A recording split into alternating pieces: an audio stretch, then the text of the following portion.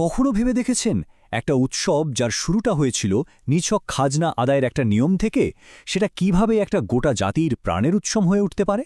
চলুন আজ আমরা ডুব দিই পহেলা বৈশাখের সেই রঙিন ইতিহাসে। এটা কিন্তু শুধু একটা নববর্ষ নয়, এটা আসলে বাঙালির আত্মারই একটা প্রতিচ্ছবি। এসো হে বৈশাখ, এসো এসো, ভোরের আলো ফোটার সাথে সাথেই রবি ঠাকুরের এই গানে নতুন বছরকে আমরা বরণ করে নিই। কিন্তু জানেন কি, এই অতি পরিচিত সুরটার পেছনেও লুকিয়ে আছে এক বিশাল ইতিহাস।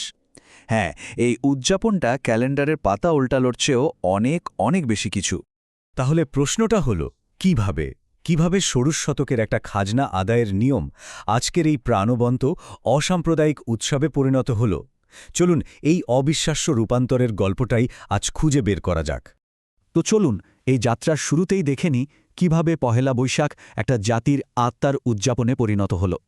শুনতে হয়তো একটু অবাক লাগবে, কিন্তু এই যে এত রঙিন একটা উৎসব, এর শুরুটা হয়েছিল কিন্তু ষোড়শ শতকে মোগল সাম্রাজ্যের একটা বেশ বড়সড় প্রশাসনিক সমস্যা থেকে।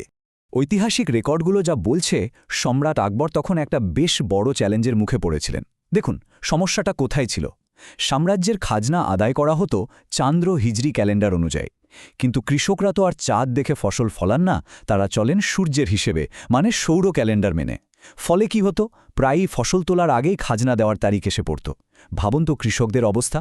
এই চাপ তাদের জীবনকে একদম দুর্বিষহ করে তুলেছিল। তো এই সমস্যার একটা দারুণ সমাধান বের করা হলো। জ্যোতির্বিদ ফতেহুল্লাহ সিরাজিকে দিয়ে সম্রাট আকবর একটা নতুন ক্যালেন্ডার তৈরি করালেন। এটা ছিল একটা হাইব্রিড ক্যালেন্ডার, চান্দ্র আর সৌর ব্যবস্থার এক অসাধারণ মিশ্রণ। এর নাম দেওয়া হলো ফসলি সন। আর এটাই কিন্তু পরে আমাদের সবার পরিচিত বঙ্গাব্দ বা বাংলা সন হয়ে ওঠে। এই টাইমলাইনটা একবার দেখুন। ১৫৫৬ সাল সম্রাট আকবরের সিংহাসনে বসার বছর থেকে গণনা শুরু হলো। এরপর অষ্টাদশ শতকে এটা জমিদার আর ব্যবসায়ীদের হাত ধরে হালখাতা বা পুণ্যাহের মতো সামাজিক প্রথায় রূপ নিল। কিন্তু আসল সবচেয়ে গুরুত্বপূর্ণ মোড়টা এলো ১৯৬০-এর দশকে।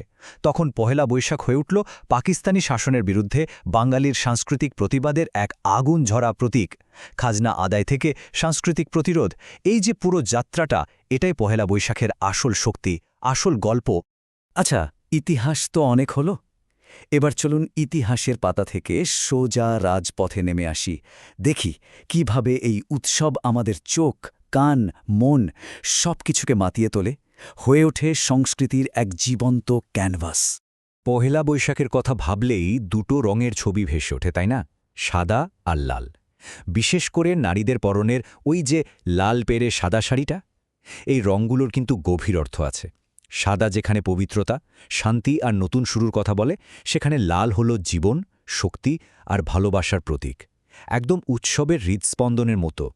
শুধু একবার ভাবুন দৃশ্যটা, ভোরের আলো সবে ফুটছে, ঢাকার রমনা বটমূলের সেই বিখ্যাত বটগাছের নিচে ছায়ানটের শিল্পীরা সবাই মিলে গাইছেন, নতুন বছরকে স্বাগত জানাচ্ছেন। ১৯৬৭ সাল থেকে কিন্তু এই সঙ্গীতানুষ্ঠানটি পহেলা বৈশাখীর দিনের আত্মিক সূচনা করে আসছে। আর এরপর আছে আলপনা। শুধু তো আকাশ বাতাস নয়, মাটিও তো উৎসবের অংশ। চালের গুঁড়ো দিয়ে আঁকা এই ঐতিহ্যবাহী নকশাগুলো শুধু দেখতেই সুন্দর নয়, এগুলো পবিত্রতা আর সমৃদ্ধিরও প্রতীক।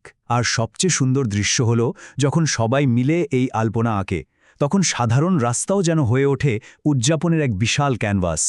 তবে পহেলা বৈশাখের মূল আকর্ষণ, একেবারে কেন্দ্রবিন্দুতে যা থাকে, তা হল মঙ্গল শোভাযাত্রা।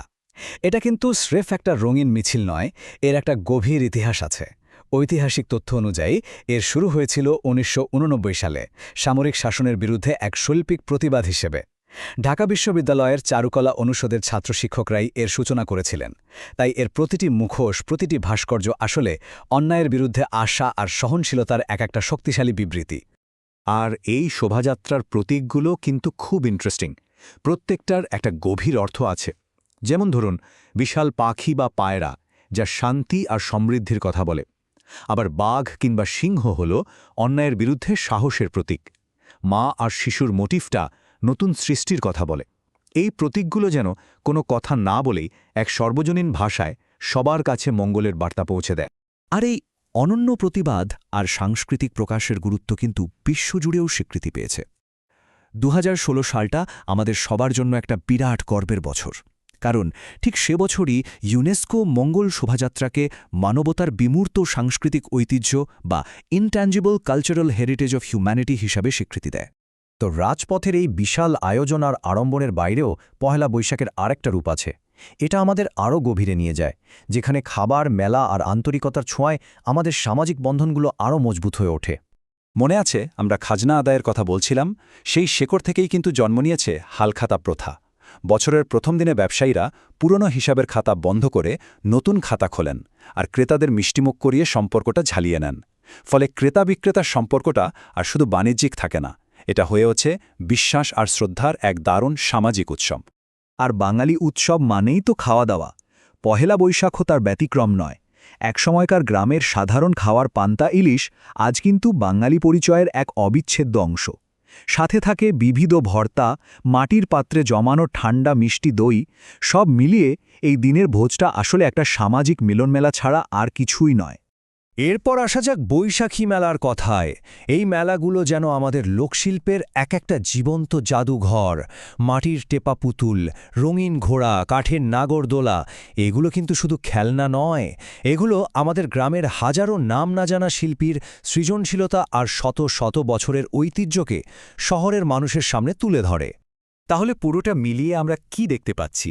পহেলা বৈশাখ আসলে শুধু একটা নতুন বছরের উৎসব নয়, এর চেয়ে অনেক বড়, অনেক গভীর একটা বিষয়। এর সবচেয়ে বড় শক্তি হল এর অসাম্প্রদায়িক চেতনা। এটা এমন একটা দিন যখন ধর্ম, বর্ণ, গোত্র সবকিছুর ঊর্ধ্বে উঠে সবাই এক বাঙালি পরিচয়ে একত্রিত হয়। এই দিনে আমাদের সাংস্কৃতিক পরিচয়টাই সবচেয়ে বড় হয়ে ওঠে আর বাকি সব বিভেদকে ছাপিয়ে যায়। কিন্তু একটা প্রশ্ন থেকে যায়, বিশ্বায়নের এই যুগে যখন আমাদের জীবনটা ক্রমশ ডিজিটাল হয়ে যাচ্ছে, তখন পহেলা বৈশাখের মতো এমন মাটির কাছাকাছি থাকা, এমন মানবিক একটা ঐতিহ্য কিভাবে তার আসল রূপটা ধরে রাখবে? কিভাবে ভবিষ্যৎ প্রজন্মের কাছে এর খাঁটি ছোঁয়াটা পৌঁছে দেবে? এই প্রশ্নটা আমি আপনাদের জন্যই রেখে গেলাম। উত্তরটা হয়তো আমাদের সবার সম্মিলিত চেষ্টার মধ্যেই লুকিয়ে আছে।